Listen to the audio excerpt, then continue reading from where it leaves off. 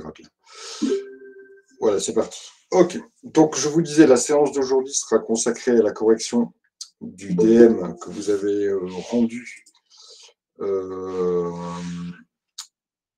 juste avant les vacances. Donc j'ai fait la correction, je vous ai envoyé le lien pour accéder à votre correction et à vos copies. Vous avez pu voir vos notes. Alors dans l'intervalle, certains d'entre vous m'ont envoyé des mails, pas forcément de réclamation, hein, mais d'interrogation. Ah, 2 fois que je refuse, les 2 arrivants, hein. Désolé. Mais des mails de demande d'explication, etc., etc. Donc, ce que je vous propose, je vais faire la correction. Alors, si vous avez des questions particulières sur la correction ou sur les éléments que je vais donner, n'hésitez pas à m'interrompre. Par contre, pour les questions personnelles relatives à vos copies, d'accord, on fera ça dans la deuxième partie du cours. On se gardera un petit quart d'heure si vous voulez me dire, oh, bah voilà, monsieur, j'ai pas compris pourquoi j'ai pas eu les points, pourquoi mon explication n'était pas bonne. Donc, pour la partie plutôt personnelle, on verra ça en fin de cette séance. Mais d'abord, on va faire la correction. Alors, 2-3 petites informations préalables. D'abord, je vous souhaite à tous une très bonne année 2022, qu'elle soit profitable en termes d'apprentissage de connaissances, mais aussi que vous puissiez avoir toute la santé et le bonheur du monde. Ça, c'est pour la partie un peu protocolaire. Deuxième chose, vous avez vu que je vous ai confirmé, mais je vous l'avais déjà confirmé, hein, je vous ai confirmé que... alors, voilà. Je vous ai confirmé que demain, vous aurez un temps de travail limité sur 2 dossiers. D'accord ? Un dossier qui va concerner la matière P4 et un dossier qui va concerner la matière P3. Alors, ces 2 dossiers, je n'ai pas réussi à les faire équilibrer en termes de temps de travail. Je vous donne quand même l'information. A priori, je pense, mais après, vous êtes libre de votre temps, hein, libre de gérer votre temps.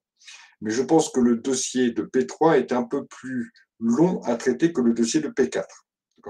Donc moi, si j'étais étudiant, je passerais peut-être plus 1h15 sur le dossier P3 et 45 minutes sur le dossier P4. Après, libre à vous de vous organiser comme vous voulez. Mais je vous informe donc que le dossier P3 me semble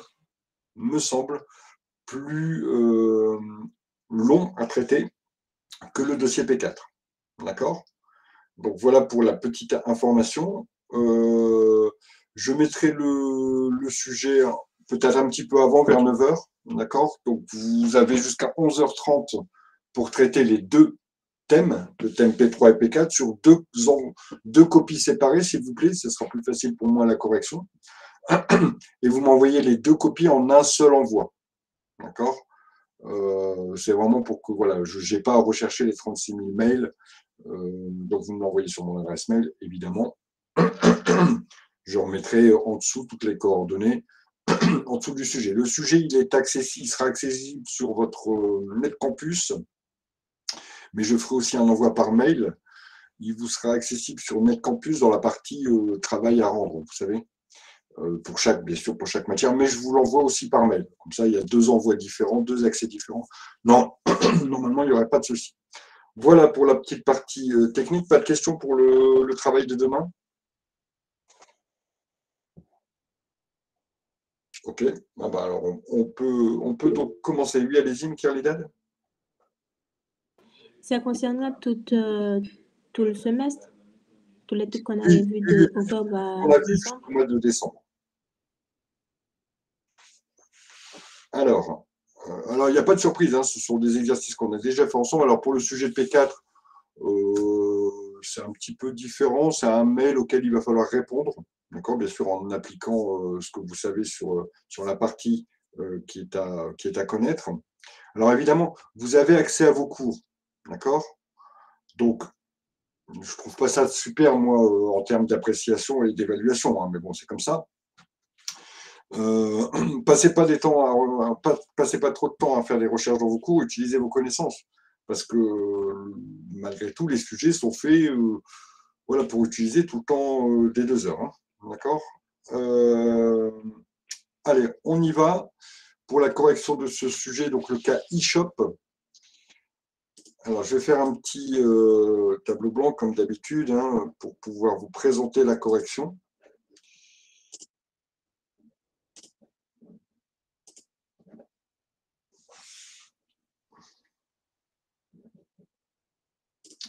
Alors, dans ce cas, voilà. Donc, dans ce cas, vous avez vu que il y a d'abord une grosse présentation du contexte, etc. Vous verrez que dans les sujets de BTS, c'est souvent le cas. Il y a beaucoup d'informations. Et c'est l'un des enjeux aussi, le jour où vous passerez votre BTS. Je vous rappelle que l'épreuve écrite regroupe 4 matières, P1, P2, P3, P4 et P7. Donc, on regroupe 5 matières en une seule épreuve de 4h30. Et donc, vous aurez le jour de votre épreuve un gros dossier. Les dossiers font à peu près entre 20 et 30 pages, avec énormément d'informations pour traiter l'ensemble des missions qui vous seront proposées, tant dans la matière P1 que P2, P3, et P4 et P7. Donc, ce qui veut dire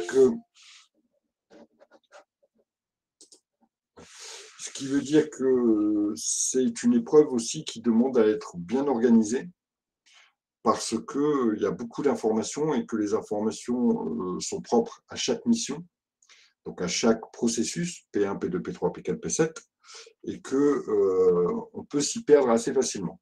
Donc ici, c'était un peu l'esprit. On a pas mal d'informations au départ dans notre cas e-shop. On vous explique que c'est un magasin indépendant spécialisé dans le secteur de la grande distribution, situé dans l'agglomération de Rouen. C'est un hypermarché qui est sous contrat de franchise avec l'enseigne française e-shop. On vous donne un petit peu les aspects généraux de l'entreprise, sa forme juridique, son capital, les effectifs, etc. Tout ça, a priori, ça ne nous intéresse pas trop. On nous donne aussi, élément par contre très important, on nous indique, alors je vais reprendre sur le tableau blanc les éléments importants qui étaient dans le sujet ici. Hop.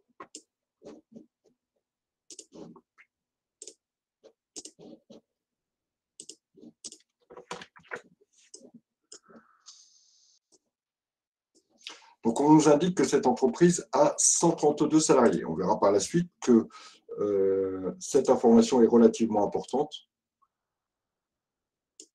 Cette information où on nous indique ici qu'il y a 132 salariés. C'est une information importante, évidemment, quand on va traiter notamment du problème du contingent d'heures supplémentaires. C'est une information qu'il faudra prendre en compte. Ensuite, on nous explique le système d'information et l'utilisation du logiciel qui est faite par l'entreprise pour arriver ensuite à notre mission. D'accord ? Alors, je vais reprendre la mission.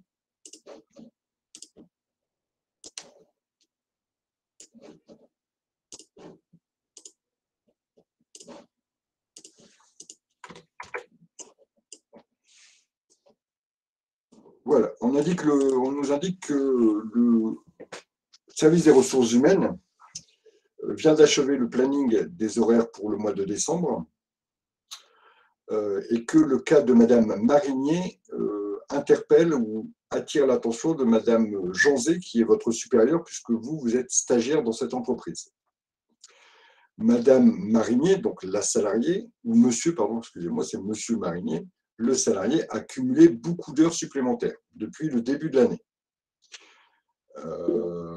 L'entreprise a un recours massif pour les heures supplémentaires et elle s'interroge un petit peu quelles sont les règles, notamment concernant le contingent d'heures supplémentaires.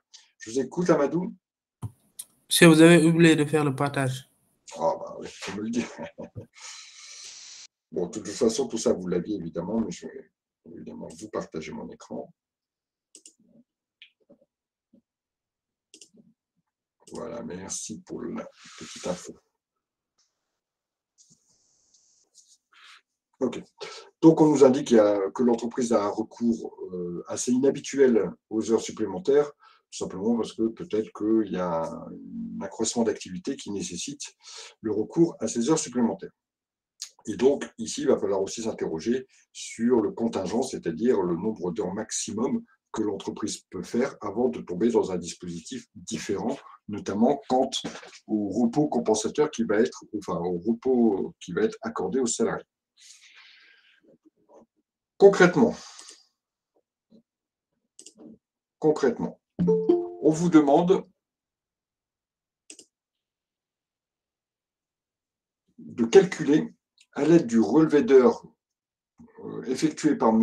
Marinier le nombre d'heures supplémentaires prévisionnelles pour le mois de décembre 2017, ainsi que le cumul annuel de ces heures. Donc, on a une sorte de deux questions en une seule question ici. Alors, je le dis, je le répète, j'ai eu l'un d'entre vous qui m'a dit « Oui, monsieur, je n'ai pas fait le tableau, mais ce n'était pas demandé, etc. » C'est pratiquement une obligation. Alors, je crois, et j'en suis sûr même, vous avoir dit qu'à chaque fois que vous traiterez des heures supplémentaires, vous devez faire un tableau de décompte des heures supplémentaires tel que l'on a fait en cours pendant, on l'a au moins fait 10 fois ce tableau. D'accord? Et pratiquement tout le monde l'a fait, peut-être une personne ou deux ne l'a pas fait. Je pourrais regarder leur copie en particulier et leur expliquer pourquoi ils n'ont pas eu la majorité des points. Donc ici, première chose, on va faire le décompte des heures supplémentaires puisque c'est ce qu'on nous demande au titre du mois de décembre. Et on va, à l'aide, voilà, on avait un petit tableau, hein, on nous indiquait le décompte qui avait été fait et nous, donc, on va traduire tout ça dans une analyse qui va permettre de voir la répartition des heures supplémentaires.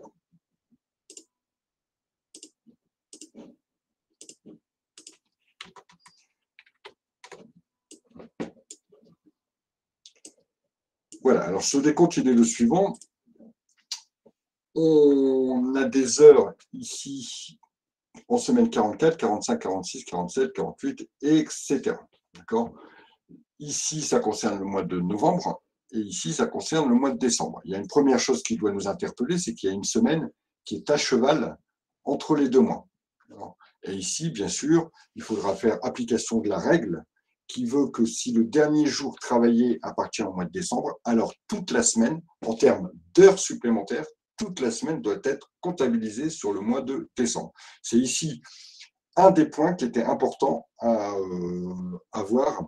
Je répète, ici, ce que l'on avait, c'est cette semaine 48, d'accord, qui commence au mois de novembre et qui se termine au mois de décembre. L'interrogation que l'on peut avoir, c'est de se dire, voilà, les heures supplémentaires ou la comptabilisation des heures concernant cette semaine doit-elle être faite sur le mois de novembre, où on a quand même la majorité des jours, c'est-à-dire il y a 3 jours travaillés, ou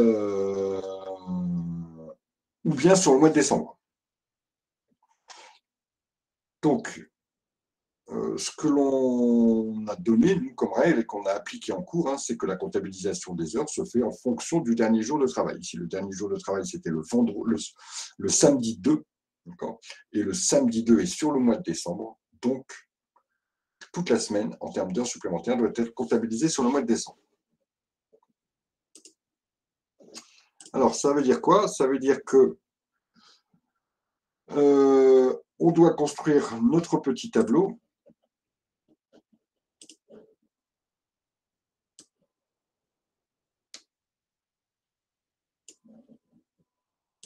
qui va nous amener ici à cette solution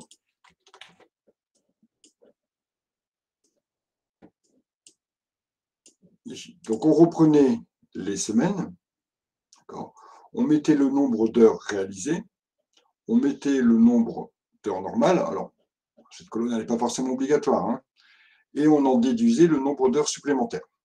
Ensuite, on faisait la répartition entre les heures à 25 et les heures à 50%. Voilà le travail qui a été demandé. À chaque fois qu'on vous demandera quel est le décompte des heures supplémentaires pour le mois de décembre ou pour le mois X, il va falloir faire ce tableau. Et je répète, on l'a fait en cours. Alors, on va le commenter un peu, ce tableau. D'abord, sur la première colonne, sur notre première ligne, la semaine 48, on a expliqué pourquoi on l'intégrait dans le décompte des heures supplémentaires du mois de décembre. Ensuite, sur la semaine 49, le delta entre 35 heures normales, qui est l'horaire contractuel, et 45 heures réalisées, c'est bien sûr 10 heures supplémentaires. Ces 10 heures vont être réparties entre les heures majorées à 25% pour les 8 premières heures et les heures réalisées au-delà de 8 heures supplémentaires sont majorées, elles, à 50%. Voilà pourquoi on a sur nos 10 heures supplémentaires une répartition 8 heures à 25% et 2 heures à 50%. On fait exactement la même chose sur les semaines 50, 51 et 52, sauf qu'ici, il n'y a pas d'heure à 50% puisqu'on n'a pas dépassé 8 heures supplémentaires. Les 8 premières heures sont majorées à 25% et les heures au-delà sont majorées à 50%. Ici, il n'y a pas d'heure au-delà de la 8e heure supplémentaire. Ce qui nous donnait un total d'heures supplémentaires réalisées dans le mois de 25 heures. Avec la répartition suivante, 23 heures réalisées et qui seront majorées avec, à 25% et 2 heures qui seront majorées à 50%. Y a-t-il des questions sur le calcul des heures supplémentaires du mois de décembre pour ce salarié?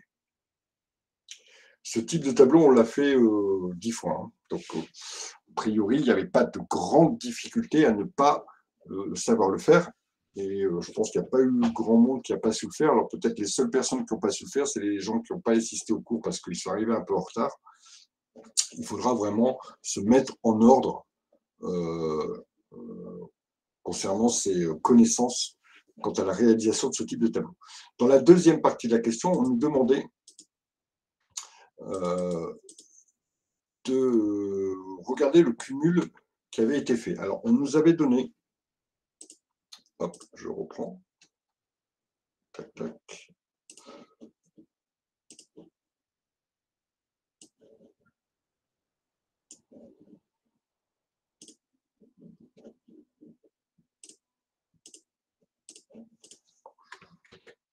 Alors, on nous donne comme information que le salarié en question, jusqu'au mois de novembre, a réalisé 201 heures supplémentaires, bien sûr en cumulant toutes les heures qui ont été faites mois par mois. D'accord ? Le mois de janvier, il a fait 16 heures, donc il avait un premier cumul de 16 heures. Février 18, on ajoute 16 plus 18 pour obtenir 34 et ainsi de suite. Donc on nous demandait voilà, quel est le cumul que le salarié aura réalisé à la fin du mois de décembre.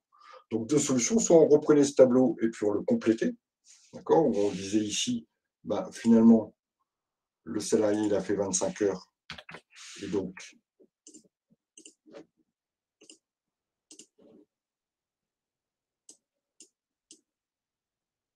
il aura un cumul maintenant de 226 heures.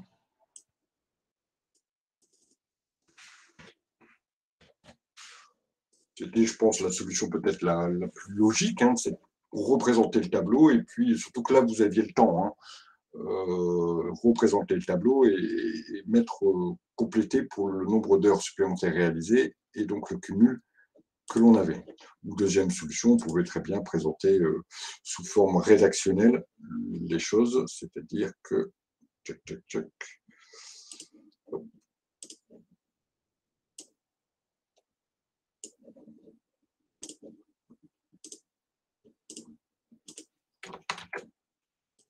deuxième forme pour présenter la même réponse. Hein. Voilà, on indiquait ça. Ici, il n'y a vraiment pas de grosse difficulté et vous verrez, hein, le jour de l'examen, le dossier social, il appelle quelques connaissances, mais il appelle aussi beaucoup de bon sens. Si on a compris que si on avait un premier calcul pour les heures supplémentaires, exact, il n'était pas très compliqué de venir remplir ce tableau et de venir indiquer le nombre d'heures qui avaient été réalisées et donc le nouveau cumul annuel. Donc notre salarié a donc réalisé 226 heures supplémentaires depuis le début d'année. Y a-t-il des questions par rapport au calcul et ici au cumul que l'on peut déduire du premier calcul que l'on a fait? Pas de questions, très bien. Alors, dans la suite des événements,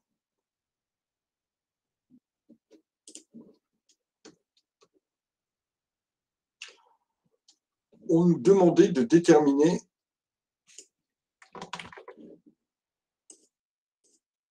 le contingent d'heures supplémentaires applicable à l'entreprise. Hein. La question, elle était la suivante.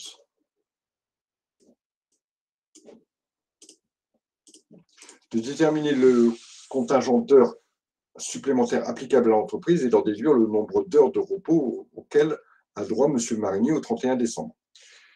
Pareil, il n'y avait pas de grosse difficulté puisqu'ici, c'était de la lecture, puisqu'on vous donnait les annexes et on vous disait quelles étaient les modalités applicables à l'entreprise. Bien sûr, dans ce cas-là, il faut toujours regarder les annexes, toujours regarder les informations, puisque souvent, il y aura des informations précieuses.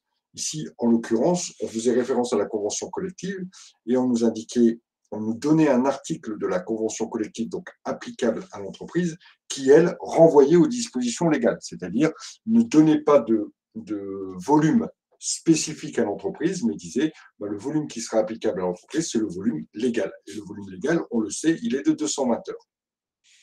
Donc ici, c'est ce qu'il fallait donner comme réponse, c'est-à-dire qu'en fonction de la convention collective applicable à l'entreprise, l'article X renvoie aux dispositions légales. Les dispositions légales sont les suivantes: le contingent d'heures supplémentaires est de 220 heures annuelles. Voilà la réponse pour la première question, c'est-à-dire déterminer le contingent d'heures supplémentaires. Alors, on va indiquer. Hop.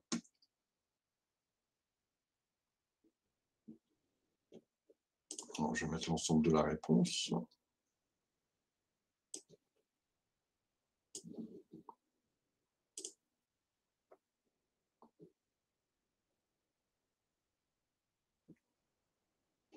Hop. Voilà. Faute d'orthographe, c'est pas très grave.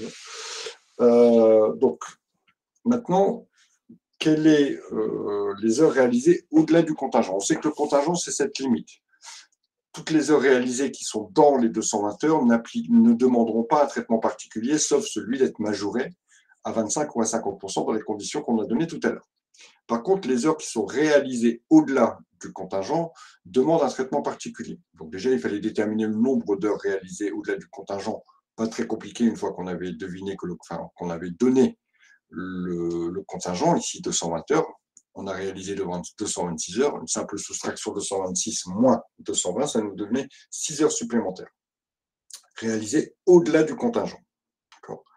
Maintenant, quels sont les droits au repos auquel peut prétendre le salarié qui a réalisé des heures au-delà du contingent?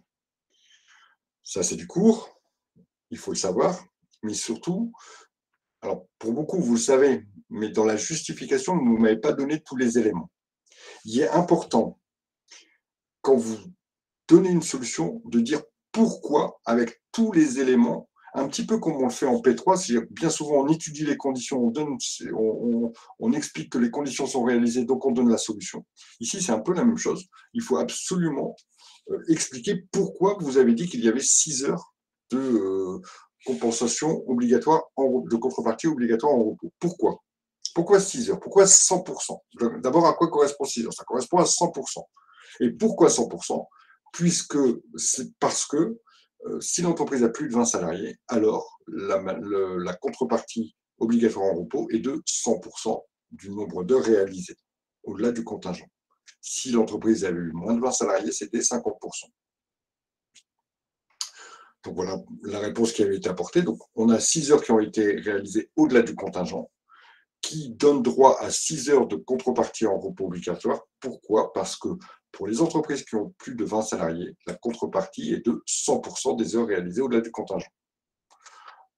Voilà ce qui était demandé. Alors, on pouvait aussi ajouter que le salarié peut prendre, donc obtenir réellement, effectivement, ce repos dès que le repos a atteint 7 heures, ce qui n'est pas le cas ici. Mais ce n'était pas demandé.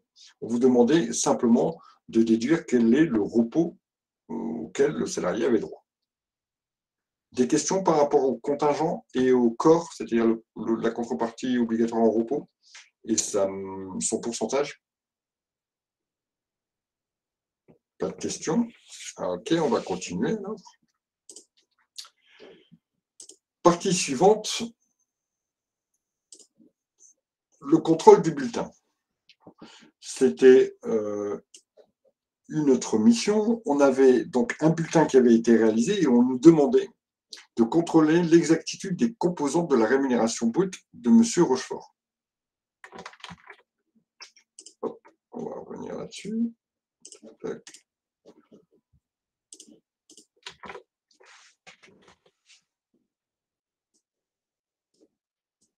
Donc ça, c'est notre intitulé. Hein.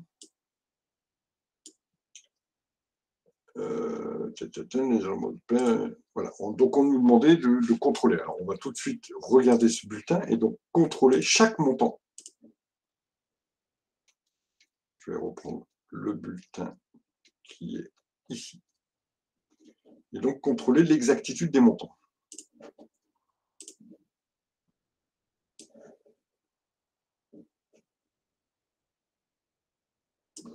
Alors, ce que je vais faire, je vais prendre que les montants, parce qu'il n'y a que ça qui m'intéresse pour l'instant.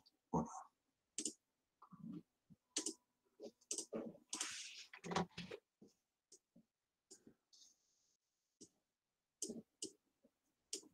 Alors, quand on dit contrôler les montants, c'est une petite information plutôt technique, hein, contrôler les montants, ça veut dire que chaque montant doit être contrôlé et justifié.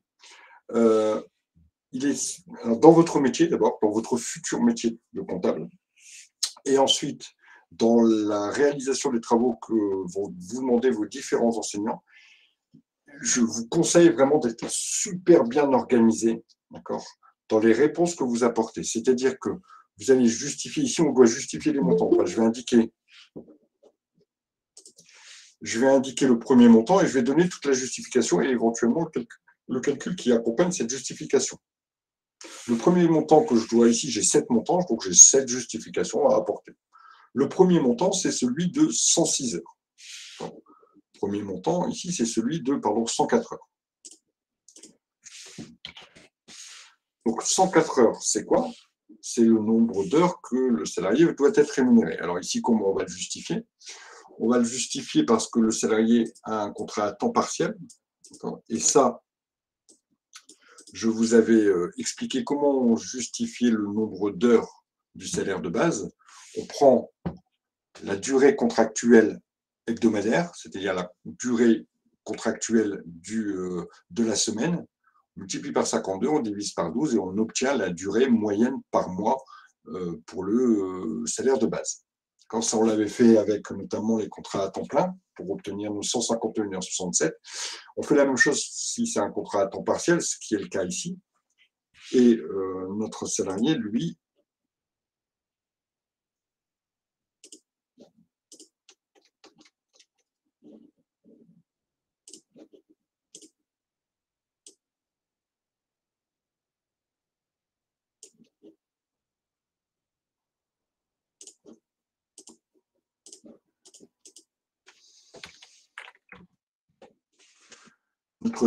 lui, il a un contrat à 24 heures par semaine.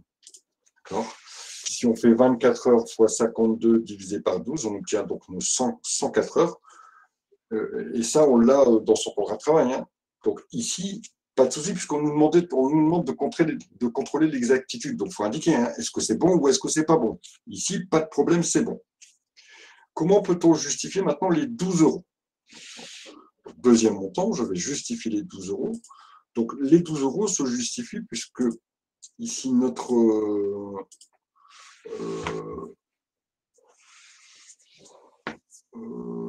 salarié, il est payé 1248 € par mois, pour 104 heures de travail. Les 1248, on les a au contrat de travail. Hein. Donc, je peux m'appuyer là-dessus pour dire que voilà, si je fais 1248 divisé par 104, j'obtiens donc le montant de sa rémunération par heure, qui est donc de 12 €. Ensuite, il va falloir indiquer comment on peut justifier les 1248. Ben, ici, ça va être encore plus simple, puisque les 1248, on les justifie à cause du contrat.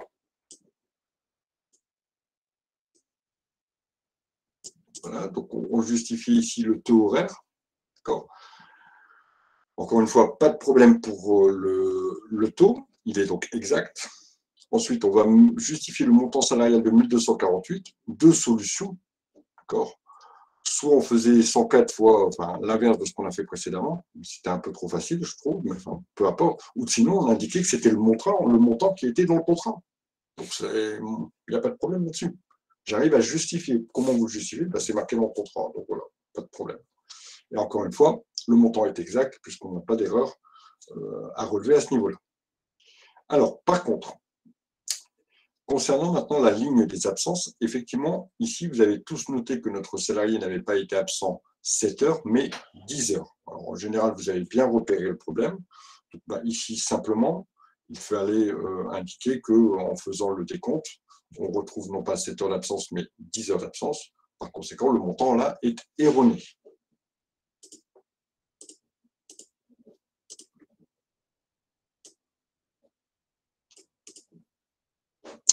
Alors, voilà, j'ai un petit souci. Voilà, ça ira beaucoup mieux.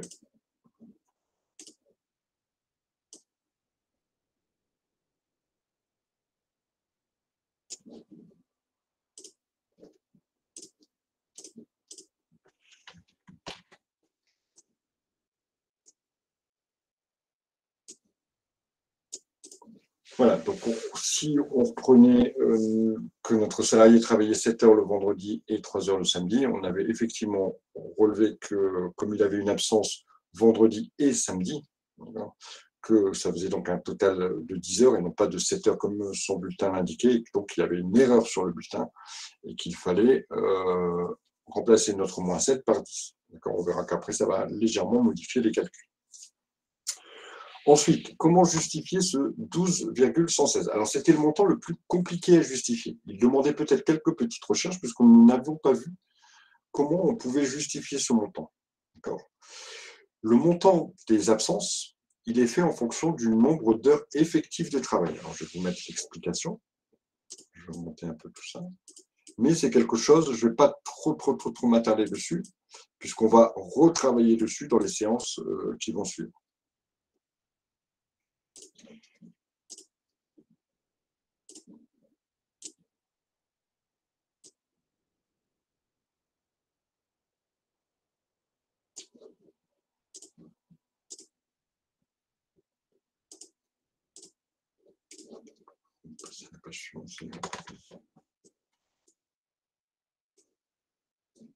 Si on comptait, notre salarié, il a travaillé ici 103 heures au total. D'accord? Donc, finalement, pour retrouver son taux horaire de travail effectif, on reprenait ces 1248 qu'on divisait par le nombre d'heures de travail effectif pour trouver le taux qui va servir aux absences du salarié. C'est un peu spécifique, d'accord. Certains l'ont trouvé, alors peut-être qu'ils ont fait des recherches, c'est plutôt pas mal, mais donc ici c'était vraiment la petite particularité, c'est qu'il fallait retrouver le nombre d'heures travaillées, si vous avez le décompte qui a été fait par rapport au tableau qu'on vous avait donné, et notre salarié il a travaillé de façon effective 103 heures, et que son taux horaire qui doit servir pour la comptabilisation des absences, c'est un taux horaire que l'on recalcule en faisant son salaire de base, 1248, divisé par le nombre d'heures de travail effectives, 103 heures. Et on retrouvait 12,116 qui était le bon montant.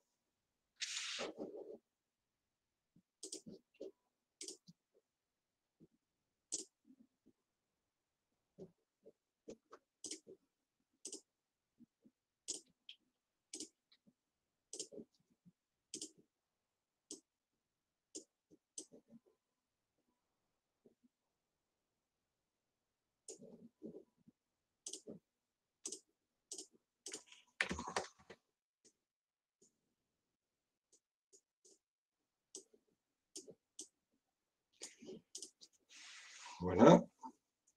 Alors, le taux est bon. Alors, évidemment, le montant total, les 10 heures, puisque ici, c'était 7 heures qui étaient indiquées sur le bulletin, où il y avait une erreur, c'était 10 heures. Donc, si on reprend le nouveau montant des 10 heures, fois les 1216, puisque le taux était bon, on avait un montant de moins 121,16 qui devait être retiré. Donc, le montant qui était indiqué, qui était d'environ 80 €, était donc faux. Restait plus que le dernier montant à expliquer, c'est le montant du salaire brut, qui est l'addition de tous les éléments de la paye, c'est-à-dire le salaire de base plus les éléments annexes. Ici, on avait à retirer 121,16 € pour calculer le salaire brut. On faisait 1248 première ligne,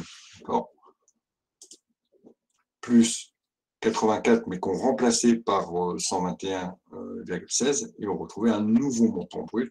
Je vais donc ici vous indiquer, donc le montant, effectivement, il était faux, puisqu'il y avait une erreur juste avant.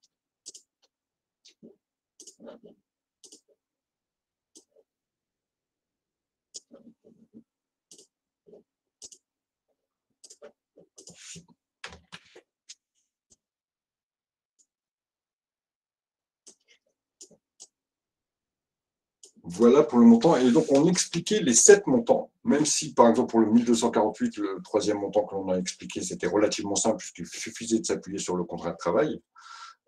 Mais au moins, on a indiqué que, voilà, moi, je sais, 1248, ça a été trouvé où? Dans le contrat de travail, je l'ai vu, et je vous indique, monsieur, que ce contrat, ce montant, il est bon. Pour les autres montants, voilà, on faisait nos petites démonstrations et on indiquait montant bon ou pas bon, ou montant erroné que l'on doit remplacer par 10 heures d'absence et non pas 7 heures d'absence.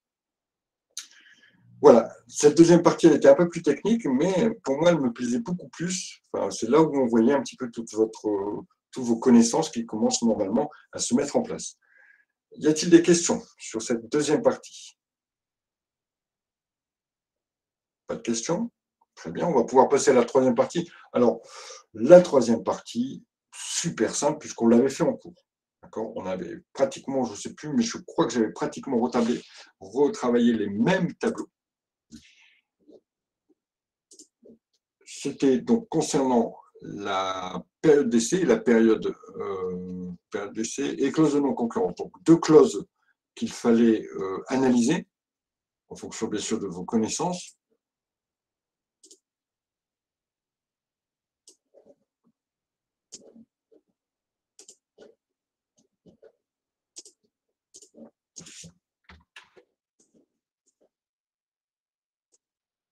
Voilà, 2 clauses qu'il fallait analyser en fonction des connaissances. Alors, si vous avez confondu effet et finalité, je n'ai pas sanctionné, évidemment, d'accord. Mais voilà. Donc, la finalité, c'est pourquoi cette clause est-elle faite? Pourquoi?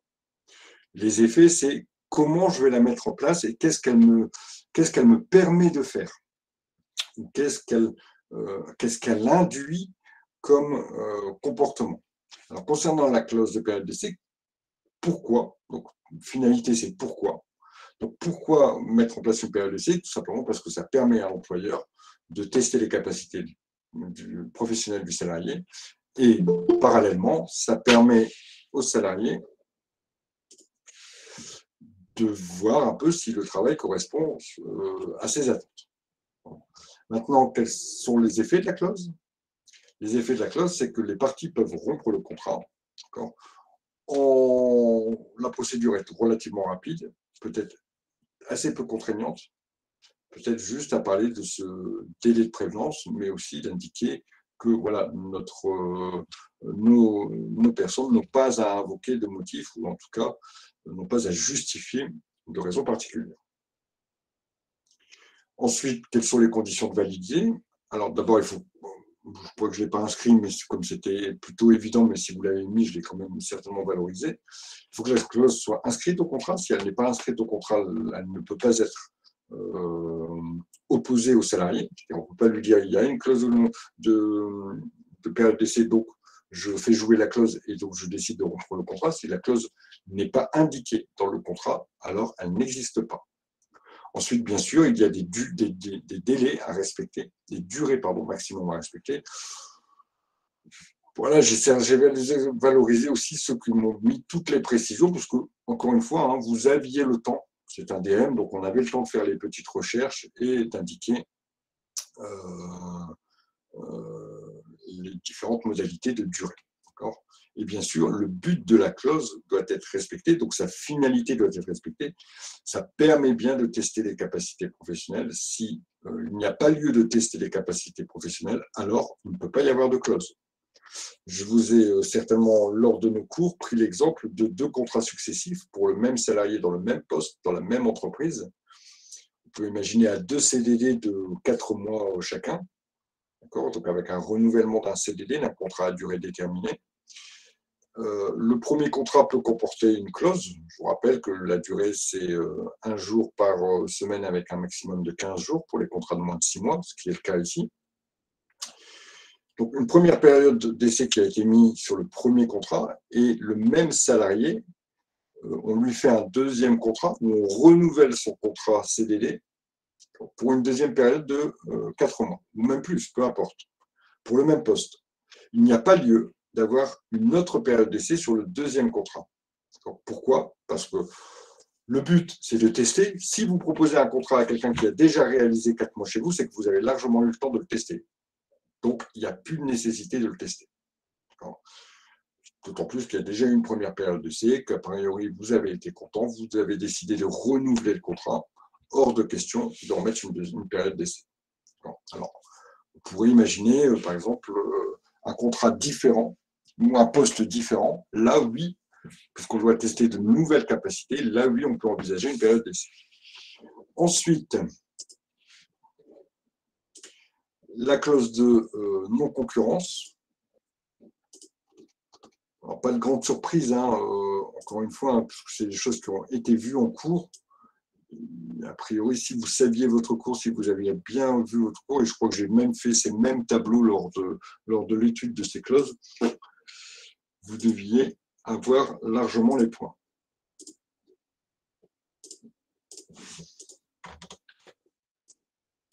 Donc la clause de non-concurrence, elle, sa finalité, donc son but, son intérêt, ici, c'est de pouvoir protéger les intérêts économiques de l'entreprise. Comment? En obligeant le salarié à ne pas aller travailler pour un concurrent ou même à ne pas lui-même créer une activité qui pourrait être concurrentielle à son ex-employeur. Voilà concernant la finalité, les finalités et les effets de la clause. Maintenant, concernant sa condition de validité, en dehors du fait, comme pratiquement toutes les clauses, hein, qu'il faut qu'elle soit inscrite dans le contrat, qu'il fallait qu'elle soit inscrite dans le contrat pour être opposée au salarié, c'est-à-dire pour lui dire attention, il y a une clause de non-concurrence. D'autres conditions sont à prévoir. La contrepartie, qui doit être non négligeable. On doit aussi avoir certaines limites concernant la zone géographique, concernant le secteur d'activité visé et concernant la durée de l'interdiction dont le salarié fait preuve. Voilà, alors là, franchement, pas forcément beaucoup de difficultés puisque je vous dis, ça a été vu en cours. Y a-t-il des questions sur cette partie purement de cours?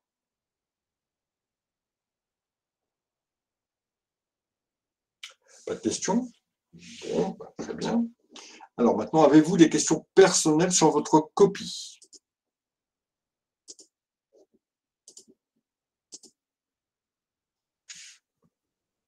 Est-ce que vous m'entendez ou pas? Parce que comme personne ne réagit, je me dis peut-être qu'il ne m'entend pas. Peut-être que je parle. Alors quelqu'un m'avait envoyé un mail. Je n'ai pas accès à ce cours. Il faut arriver à l'heure, monsieur Mohamed. Alors, qui est-ce qui m'avait envoyé un mail? Alors, une question. Oui, on vous entend, merci. Merci. Allez, hop, Léa.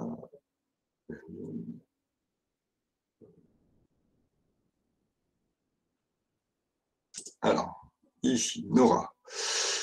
Il n'était précisé nulle part qu'il fallait faire un tableau. Oui, Nora, oui, je suis tout à fait d'accord avec vous. Alors, je ne sais pas si Nora est présente aujourd'hui, je crois que oui. Oui, je suis tout à fait d'accord avec vous. Ça n'était pas précisé. Mais je voulais indiquer en cours et je vous le reprécise aujourd'hui, ici, absolument, à chaque fois qu'on a des heures complémentaires, il faut le traiter. Et on l'a toujours nous fait en cours. Hein. On a dû traiter le sujet au moins 3-4 fois. On a toujours réalisé ce fameux tableau et je vous avais même expliqué comment on le construit, etc. Maintenant, je vais regarder, Nora, ce que vous m'avez indiqué parce que j'avoue que je ne me souviens plus. Pour vous dire.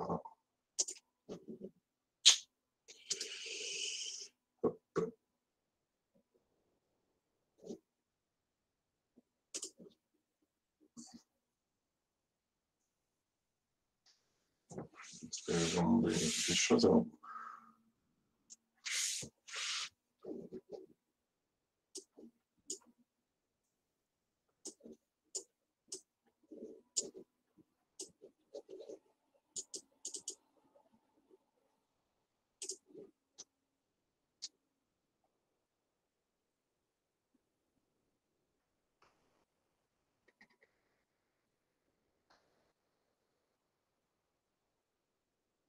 Donc, il y a pas mal. Alors, je pense que vous avez vu pourquoi je ne vous ai pas mis tous les points, en dehors du fait que vous n'avez pas fait le tableau.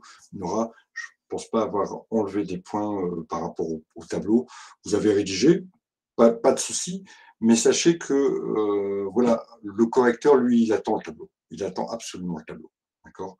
Et que ça va l'embêter de lire à chaque fois, blablabla, blablabla, même si c'est bon. Hein. Attention, même si c'est bon. Mais en tout cas, vous avez fait des erreurs puisque vous n'aviez pas compté la semaine 48, par exemple. D'autres questions? Moi, monsieur, je viens de vous envoyer un mail. Vous m'avez envoyé un mail. Ok. Alors, Michael, alors, je ne sais pas si c'est moi qui ai mal compris, s'il manquait certaines choses dans mon DM, mais après avoir fait et que le calcul du montant salarial ainsi que le salaire brut, je n'ai pas calculé. Mais j'ai eu 17. Bon, vous avez une bonne note. Alors, Michael Hidad. Oui, Michael Hidad, il y avait du bon boulot. Il n'y a pas de souci.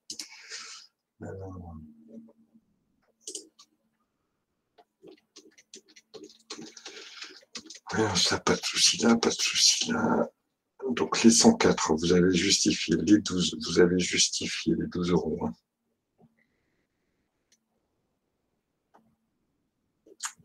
Oui, simplement, Michael Hidad, vous n'avez pas tout justifié. D'accord? Vous n'avez pas justifié les 1248 alors que c'était le plus simple, et je suis sûr que vous le savez. Hein, les 1248, pourquoi 1248? Parce que simplement c'est écrit au contrat. Voilà. Ou bien c'est 104 fois 12. Pas de souci. D'accord, très bien. Le montant est exact. Et vous n'avez pas non plus justifié et recalculé le montant du salaire brut. Voilà, deux montants que vous n'avez pas justifiés. Donc, a priori, vous n'avez pas forcément eu tous les points à ce niveau-là, mais c'est pas très grave. Alors, malgré tout, votre copie est très bonne. D'autres questions? Non. Alors, pour beaucoup d'entre vous, je pense, je vais vérifier, vous avez eu des notes plutôt correctes.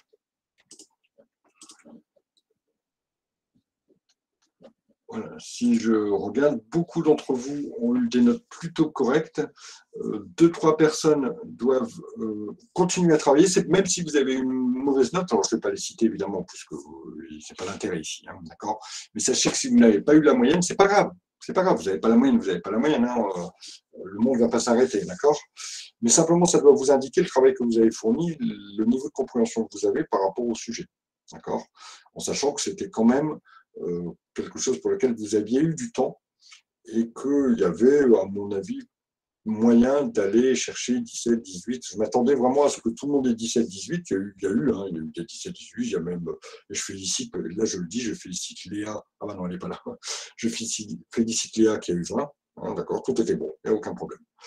Mais ceux qui ont eu des moins bonnes notes, c'est pas très grave. Il faut simplement, avec la correction, regarder ce que vous n'avez pas compris. Ne pas hésiter à me poser, même dans nos prochains cours, des questions, si vous voulez vraiment vous poser en disant bah, tiens, ça, comment ça se fait que je n'ai pas eu bon, etc. etc. Et même me redemander une explication, il n'y a aucun problème là-dessus. Maintenant, vous n'avez pas eu une bonne note, bah, voilà. Peut-être que vous n'avez pas non plus consacré le temps nécessaire à ce travail. Hein, d'accord? Alors, il ne faut pas se focaliser sur la note, il faut se focaliser sur ce que j'ai compris et ce que je n'ai pas compris. Que vous ayez eu 17 ou 18, pour moi, c'est bon, il n'y a pas de problème, vous avez compris. D'accord? Si vous avez eu 3, 4, 5, 6, c'est qu'il y a encore du travail à faire, soit parce que vous n'avez pas fait le boulot nécessaire, c'est-à-dire passé suffisamment de temps, soit parce que vous n'avez pas compris, et ça, c'est beaucoup plus grave. D'accord? Beaucoup plus embêtant pour moi si vous n'avez pas compris le principe. Dernière chose que je veux vous dire, et j'ai bien reçu les mails, je ne citerai pas de nom non plus, des personnes qui se sont excusées pour avoir fait leur copie ensemble. Je ne l'avais pas précisé, c'est vrai, mais pour moi c'était une évidence. C'était un travail individuel. Malheureusement, je n'ai pas pu, j'étais obligé évidemment de sanctionner par rapport à l'égalité de tout le monde. Quoique en P3, j'ai aussi des gens qui ont travaillé ensemble, ce n'était pas le but. J'ai pas divisé la note par deux parce qu'elle était tellement petite que ça aurait été ridicule. Mais je vous ai mis la remarque sur votre copie. J'ai reçu un mail de quelqu'un qui s'est excusé. Il n'y a aucun souci, monsieur. J'entends bien vos excuses. Il n'y a pas de problème. D'accord. Je les accepte, bien sûr, volontiers, sans aucun souci. Mais donc, on est bien d'accord que, par exemple, pour le travail de main, c'est un travail individuel. Quand le jour de l'examen, vous ne serez pas à deux, vous serez tout seul face à votre copie et c'est ce à quoi moi j'essaye de vous former.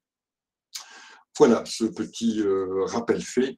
Ce type de travail est bien donc un travail individuel, non pas. Alors même si je comprends évidemment les raisons pour lesquelles vous l'avez fait en équipe, puisque dans le mail vous avez justifié, monsieur. Voilà. Y a-t-il des questions? Non. Très bien. Alors, organisation pour demain. Je vous conseille de vous préparer, d'avoir une calculatrice à côté de vous, de peut-être avoir vos cours, mais encore une fois, ce n'est pas le but d'aller voir dans ces cours. D'avoir du papier ou votre ordinateur, de façon d'avoir peut-être préparé un petit tableau d'avance. Vous savez qu'en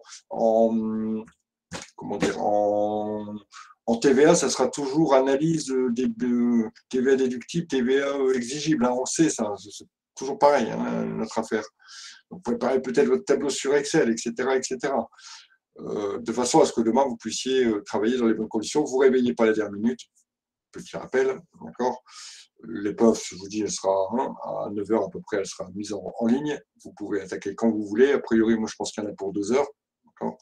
Et par contre, 11h30, pour tout le monde, ça doit être terminé.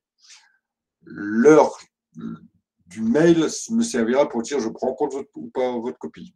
Donc, prenez-vous peut-être 5 minutes avant 11h30, d'accord? Parce que 11h31, c'est mort. C'est pas une question de minutes, c'est une question d'égalité pour tout le monde. C'est tout. Donc, toujours pas de questions? Bon, les vacances, ça vous a presque endormi, je dirais. Ok, bon, écoutez, je vais vous laisser peut-être aller faire quelques dernières petites révisions, même si ce n'est pas forcément la veille qu'on révise le mieux, mais enfin bon. Et puis nous, on se retrouve mercredi, on continue donc notre P4 mercredi, et puis on fera la correction du P3 vendredi, plus évidemment le cours. Je mets malgré tout la correction aussi